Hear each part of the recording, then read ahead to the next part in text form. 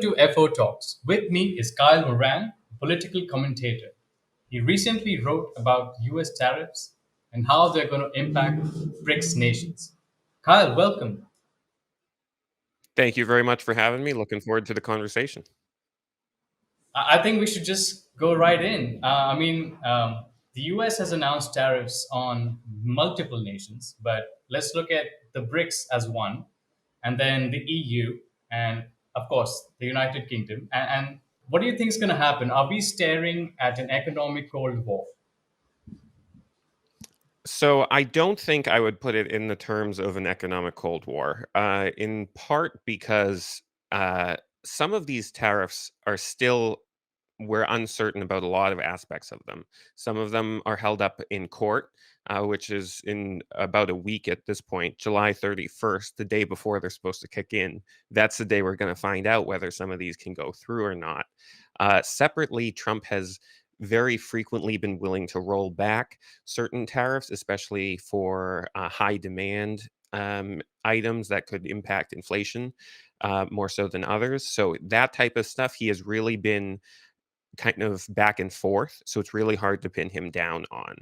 But in terms of an overall Cold War, I don't think we're anywhere near that level because while he has been at times very aggressive with pushing tariffs as a good in and of themselves rather than as just a uh, negotiating tactic to access more free trade, at the end of the day, he does not seek uh, the inflation that his predecessor had under him, and he has, especially with Scott Bessent and with the market meltdown that followed the Liberation Day tariffs, he is aware of the criticism and the PR negativity that will come with anything that would approach sort of like a even part of a new economic cold war situation.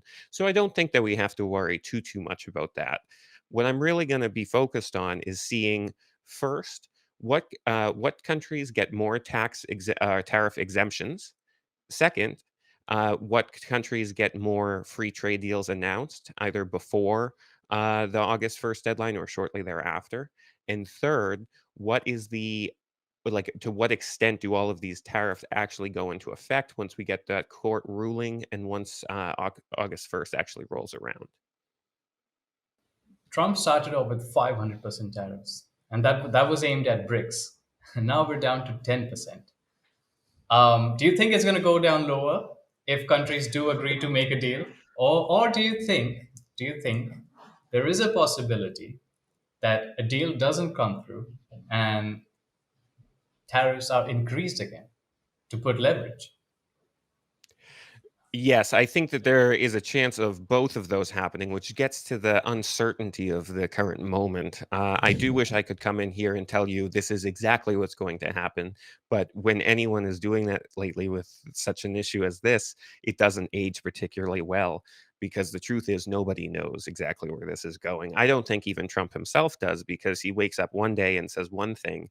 And sometimes even later on that same day, he'll be talking completely differently about the same issue. So we're really going to have to wait and see on a lot of that type of stuff.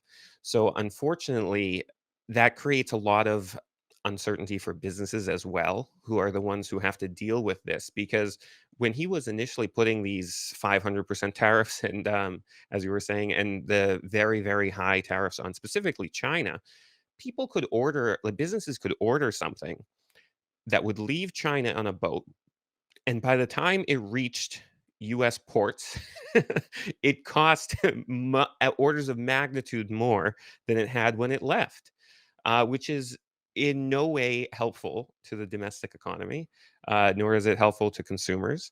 And I would argue that it isn't terribly effective at pushing leverage on China either. Um, and in terms of BRICS itself, BRICS has been expanding, but it is still a very geopolitically divided entity. They have achieved some unity in terms of pushing an alternative to the Western backed SWIFT system. But as soon as you extend beyond this, it begins to fall apart quite rapidly. Um, when you get into more local geopolitical issues, many of these countries are on completely different, taking completely different approaches to numerous issues. And I do think that that type of limitation is really going to start showing itself as BRICS becomes more powerful. So I do think that they have room to run because they are still building, expanding, and kind of getting started to some extent. But once you start getting into anywhere near where their aspirational goals want to take them, I think you're really going to start seeing these cracks and divides become more of an issue. I think I completely agree with you on that because to me, BRICS is deeply divided because China and India won't talk to each other. And now you've got Iran in, you've got the UAE in, and those sides are not willing to talk to each other. The only thing where BRICS nations do have consensus is probably agreeing to do trade bilaterally. But do you think Trump pushing his tariffs on BRICS could, in a way, unite these nations, at least in terms of economic and trade deals, if not geopolitics? I think that there is a risk that it could push them slightly closer together, but I do think that it is a risk that the US should at least consider as a possibility because um, Trump, for good or for bad, has been the first US president to take this seriously in a way that his predecessors have not. Now, in part, that was because in the past, BRICS was way more of sort of a startup entity, if you will. And now it's becoming slightly more of a serious entity. But I don't think that just simply resenting US tariff policy, which especially if it's going to be 10% instead of 500, I don't think that that is going to drive Abu Dhabi into Tehran's arms. I don't think that that's enough motivation there. There's a lot going on between those two, aside from the US, and that's not going to be enough to surmount that. And to your point, India and China, those are two of the founding members, major players in the organization. So this is going to be a very difficult situation for the organization. They're also going to be facing with their BRICS pay system and the development of a non-SWIFT backed entity. They're going to be facing more challenging questions and perhaps even international pressures because it is one thing to say for the international community that they would like to be able to do trade outside of the US dollar and outside of the SWIFT system. But when you start looking at the way that this has been implemented, this has been done in no small part in order to allow Russia to bypass international sanctions because of their behavior in Ukraine. So the point of this may have originally, in the eyes of the BRICS members, been to shore up their own sovereignty and reduce dependency on specifically US built financial institutions. But if there is going to be essentially no guardrails to it, in terms of, with the exception of like the most extreme terrorist situations, of course, BRICS is not pushing for adoption of allowing payments and of that sort. But outside of that, it walks right up to the line where what Russia is doing in Ukraine has been internationally condemned. The only two supporters it really has on that right now is China and North Korea, with the perhaps except addition of Iran. So there, and Belarus, there really has not been much support for any of this.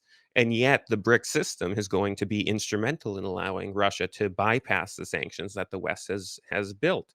As this starts happening more, you're going to start seeing more concern and alarm out of Washington. And so I do think that situations like Trump using tariffs as a leverage to avoid continuing to build such a system is going to become more common. Do you think Washington would like to address BRICS member states individually then? Like, you deal separately with China, you deal separately with India, you deal separately with Brazil. Do you think that would be easier for the Trump administration to go ahead with? Maybe score some bilateral trade deals. First question is, do you think it's easier to do things bilaterally for the US? And second, how where is India in all of this with BRICS and separately as well?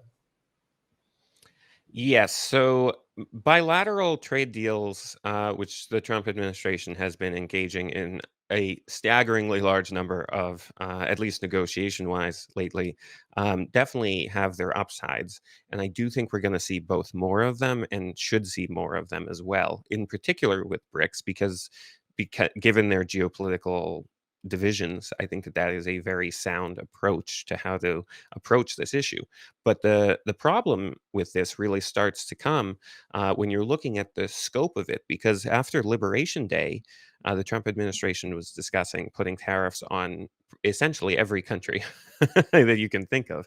So if you're going to start negotiating with hundreds of countries at the same time on bilateral trade deals, you're either one, not going to get a very good deal because you're so busy with other stuff, or two, just not going to be able to negotiate with the enough with the right players, and so you're not going to get any deal at all, or a combination of those two. So that's going to be a dilemma that they face. I don't want to rule out multilateralism though, because on the multilateral side of things, especially once you start branching out outside of the main players in BRICS, um, you like I want to take a moment to recognize how much BRICS has expanded. I was looking, and I believe the statistic is roughly half of the world's population lives in the BRICS members plus states at this point. So it has expanded considerably, and like you were saying, it now includes countries such as Iran, but also the UAE. So this is not simply the founding members that it used to be. So multilateralism on that front could be both beneficial and in the U.S. interest. Um, India, to your question there, I would definitely say that this needs to be more of a bilateral approach. Trump has been very interested in working out a deal with New Delhi. While a lot of the negotiation stuff has not been public yet, I am hopeful that we can deepen our relationship here in the U.S. with our friends in New Delhi, and I think that that would be very impactful in terms of furthering or a deepening of an alliance that isn't as deep as I myself would like to see between our two countries there. Because given the rise of China, I really think that there is a lot that the U.S. and India have going for each other in common, and I think that they would be able to work very well together if we focus on the issues that we have in common rather than just focusing on the divisive parts.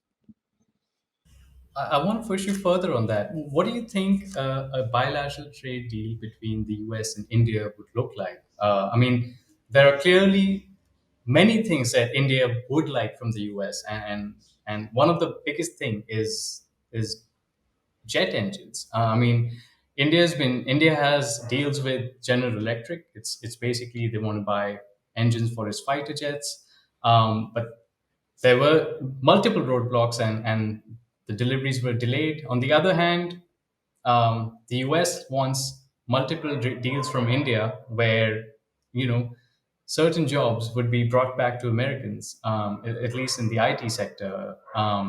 But what do you think a deal eventually would look like? Also, I want to mention that Trump really wants Harley Davidson to come back into India because during his first term, they had so many complaints that India put so much tariffs on them that it was difficult for them to sell motorcycles. So I just want an assessment of from you of how the trade deal would look like and what sectors maybe could benefit. Well, I will differentiate between what I think it will look like or could look like and what it should look like, because these are often two different things.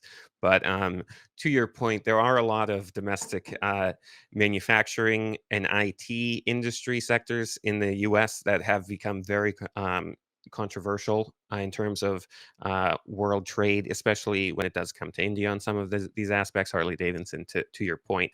On the India side of things, I think that A significant amount of Indian national defense systems are Russian manufactured at this point, and I think given the display that Iran put on, which was almost entirely using Russian, anti-missile, air defense systems, I think that should be an enormous wake-up call to New Delhi on that aspect because a lot of these systems, and then granted, India has the Russian S-400 as opposed to Iran's Russian-made S-300, which, yes, this is an upgrade, but I do want to emphasize that it is very concerning for New Delhi's security in terms of how these are performing, even with that upgrade, because Israel essentially just went into um, Iran, and their air defense systems put up little to no resistance at all. Israel, within a matter of days, achieved air superiority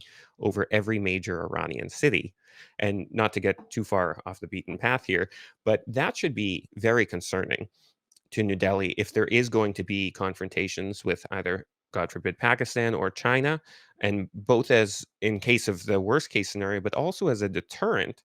Um, these countries can look at the way that the Russian built systems held up against the Israeli attacks and see exactly what their weaknesses were and then use that against India. So on that front, I think that there could be extensive purchases of either U.S. Produced or U.S. designed. And I'm not talking government side of things exclusively, but also private sector defense contractors, some of which are built here in the United States, for India's own security policies. I think, and I don't think that that has been nearly as widely discussed as it should be, given how much of an issue this could be in any future conflict that India may have, as well as a deterrent against such a conflict. Um, I think the missile defense systems can be kept for another day because I mean the America has the Patriot to offer, and those have been considerably beaten in Ukraine by cheap Russian drones. So yes, India has the S-400, and it actually put it to very well use against Pakistan in May this year.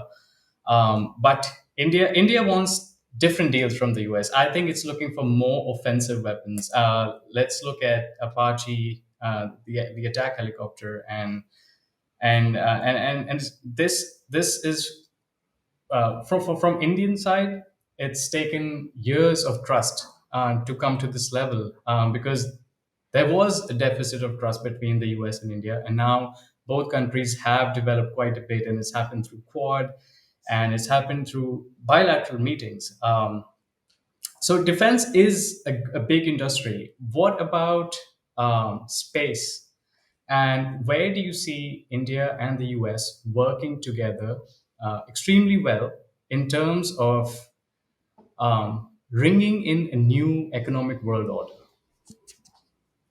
I think that AI is going to play a very large role here, and you can see that some countries have really stepped up to the plate on this. The UAE has been pushing very aggressively to become sort of a mega hub of AI development and hardware infrastructure in the Middle East.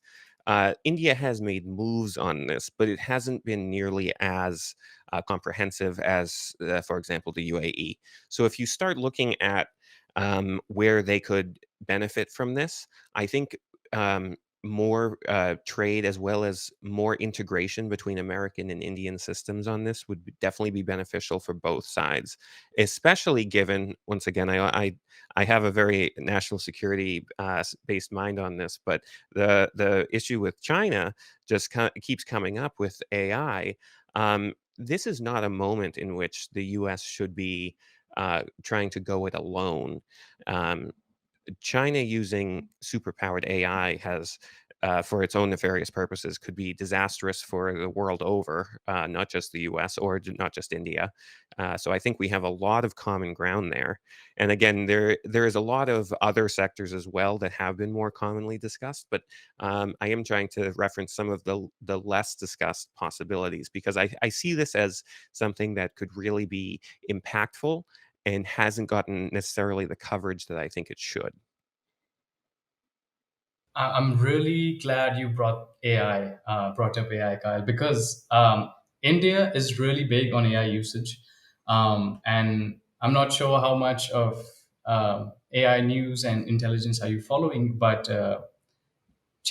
some of the biggest users of ChatGPT and Grok are in India. So clearly, there's a lot of interest in India. India is, of course, the world's largest open market. I mean, China would be the largest, but they're not really open. And I totally agree that the US and India, if the UAE wants to jump in, well and good. But the US and India should develop an AI partnership going forward, because the EU is not really interested too much in this. They've got too many regulations, they've got too many frameworks. Um, India is looking at the US as to be a reliable AI partner. But I want to come to my final question, since we're running out of time. Um, I want to come back to the tariffs. You know, Trump thinks that they're a good idea. He thinks it's going to help bring businesses back to the US. He also thinks tariffs are a way for countries to do business on America's terms. But, and there's always a but, economists say that the tariffs are going to harm Americans more than it's going to do to the others. What do you think about that? Do you think tariffs are ultimately going to cost Americans more? Yes, they're gonna cost more. What it's going to come down to is how far he takes this. During his first administration, he used tariffs specifically on China with very targeted industrial sector approaches. So, for example, I like to reference is back in 2018, I believe he implemented tariffs on Chinese imports of aluminum, and so you can see if you look at the price of tinfoil for American consumers back then that tinfoil became considerably more expensive. But because of how limited it was in size and scope, you're not going to have enormous economic issues because the cost of tinfoil has gone up. So it's something that wasn't even particularly noticed domestically. So they can be used both as negotiating tactics as well as if he goes down the route of tariffs as a good in and of themselves to raise revenue and all this stuff. It can without causing widespread domestic inflation. It's going to come down to the size and scope of it. So if he is putting anywhere near these 500% tariffs in terms of BRICS and whatnot, then that would be, in my opinion, extremely harmful to the U.S. He has also been because of his back and forth on so much of this. It's been hard to figure out where he stands on whether he wants them as a good in and of themselves or just as a negotiating tactic because he will one day talk about it as a way to get other countries to lower their tariffs on us here in the US, and then wake up the next day and talk about how the revenue that they're raising is now part of our federal budget. Um, if you're basing federal budgets around the the revenues coming in from tariffs, that should suggest that these are not going away anytime soon. And I do just want to end with a quick comment on your EU stuff. I completely agree. The US needs better, more competitive partners. This is not to exclude the EU. We can still be friends and trade with them if they're willing to reach free trade, better free trade deals for sure. But the 20th century transatlantic alliance is not what it used to be in no small part because the EU has fallen so far behind in terms of its military spending, but also in terms of just its domestic innovation and inventions. None of these AI companies are European. Zero. So when we are looking at partnerships going forward, I would be infinitely more interested in a partnership on the AI front with India than I would be with something like Germany, because the German regulation approach has just been so counterproductive to any type of innovation on these fronts, which I think going forward is really going to be the issue to focus on. I think that's a topic that is really fascinating, and maybe we can do it some other day. But thank you very much, Kyle, for your time. This was really fun, and this was really interesting, and it was good to know about the balance that US has to do with a BRICS playing as counterweight, and then of course BRICS having countries like India, the UAE, which are allies, which the US sees as allies. So, I mean, it's a tough road to walk on for almost everybody. And this was a really great conversation. Thank you. Thank you very much for having me. I enjoyed it myself. Join the conversation at Fair Observer and subscribe to our YouTube channel.